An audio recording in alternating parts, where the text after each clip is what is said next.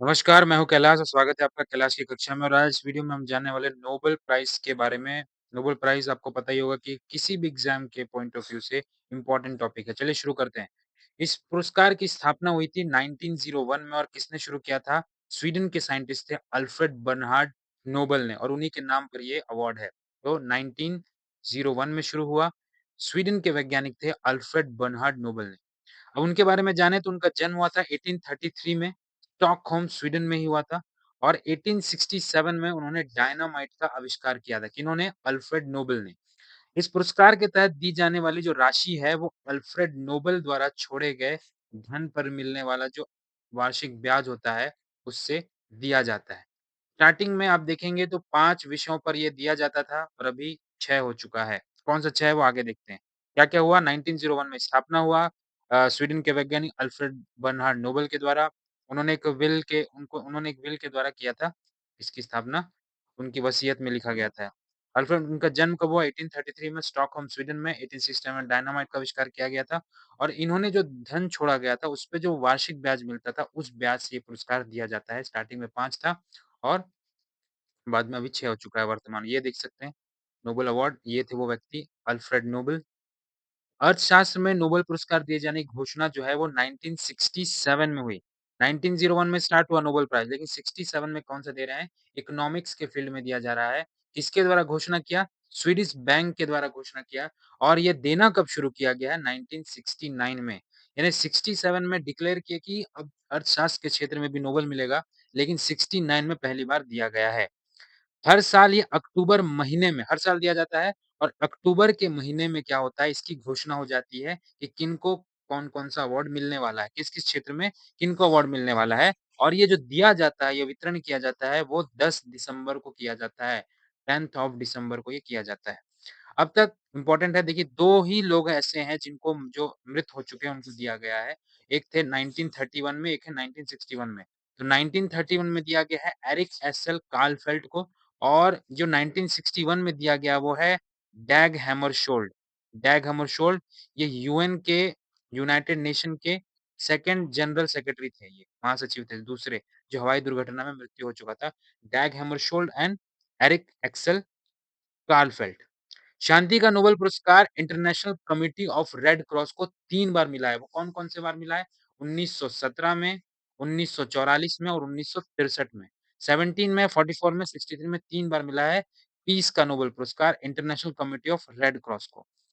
पिता और पुत्र को एक साथ नोबेल पुरस्कार प्राप्त करने वाले व्यक्ति कौन है? यानी एक साथ मिला है बाप और बेटे दोनों को, तो वो हैं sir William Henry Bragg and William एल्व ब्रैग, जिन्होंने 1980 में फिज़िक्स का नोबेल मिला था, इम्पोर्टेंट रहेगा।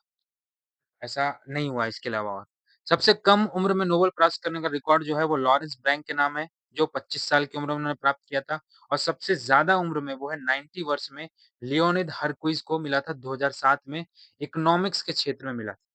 वैसे तो ये अवार्ड हर साल दिया जाता है, लेकिन जब सेकंड वर्ल्ड वॉर चल रहा था 1942 40 और 42 के दौरान नहीं दिया गया है ये नोबेल प्राइज़। ठीक है, अब हम बात करते हैं, हमारे जो भारतीय लोग हैं, उनको कब-कब मिला है।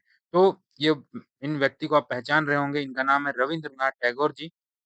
1861 में इनका जन्म हुआ था, देहांत 1941 में हुआ। साहित्य के लिए नोबेल पुरस्कार प्राप्त करने वाले ये पहले भारतीय व्यक्ति हैं और पहले भारतीय भी नहीं, पहले एशियन हैं ये। साहित्य के क्षेत्र में नोबेल पुरस्कार प्राप्त करने वाले। ये किस लिए दिया गया था? 1913 में दिया गया था, गीतांजलि उनका जो कविता संग्रह था, उनके लिए दिया गया था। चंद्रशेखर वेंकट रमन 1930 ये दूसरे व्यक्ति थे और फिजिक्स के क्षेत्र में और पहले वैज्ञानिक कह सकते हैं।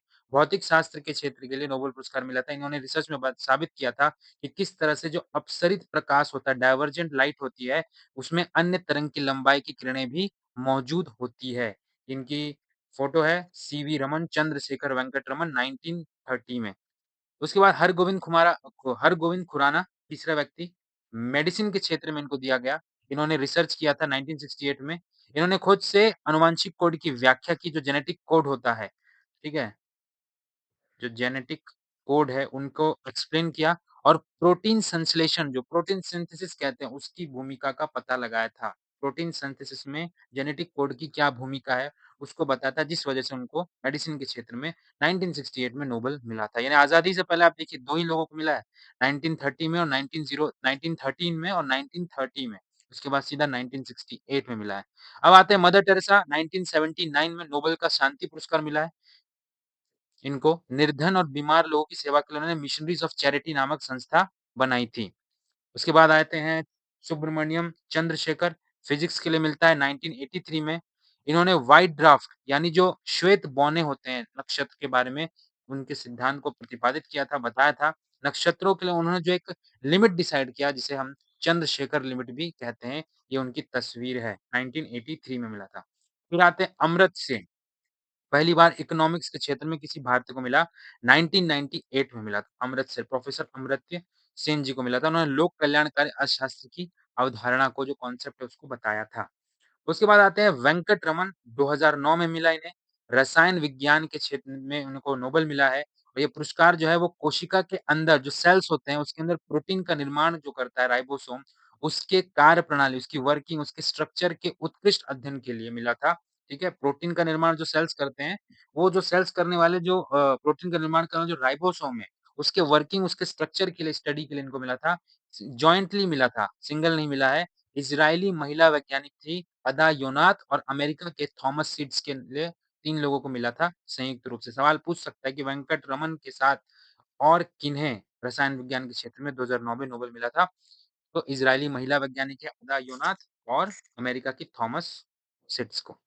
अब जो अभिजीत बनर्जी हैं, एक फ़ेमस इंडियन इकोनॉमिस्ट हैं, इंडियन अमेरिकन इकोनॉमिस्ट हैं।